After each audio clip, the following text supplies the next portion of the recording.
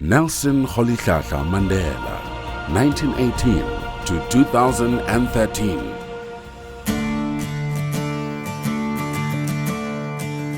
I just look at the day as it's unfolded, and it's after the initial shock, and you can't really call it a shock, can you? Because we've been preparing for this for the last 18 months. He's taken us to the brink so many times, and finally, on Thursday night, the 5th of December at 10 to 9, he took his last breath. And I almost believe he did it on purpose, prepared South Africa and said, you know what, guys, it's going to be okay after I'm gone.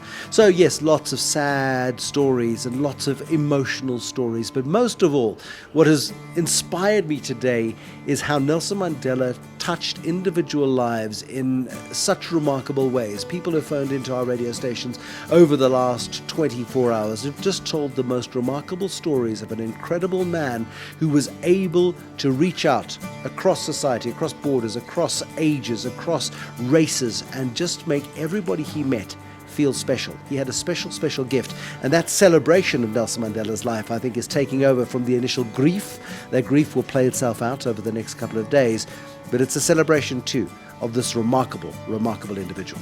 I don't think any tribute we can pay is nearly adequate for the miracle wrought by Nelson Mandela. I remember as a young reporter in 1993, in the days after the shooting of Chris Hani, and Nelson Mandela was traveling around the country, calming people down, calming nerves off after his television appearance where he made the point that it was a white Afrikaans woman who'd brought the country back from the brink of disaster, who had in fact reported the killers of Chris Hani to the police. And he calmed everybody down, he soothed everybody. And I remember one particular press conference outside Chris Hani's house as I sat at the feet of Nelson Mandela, and I thought to myself, this is an historic moment.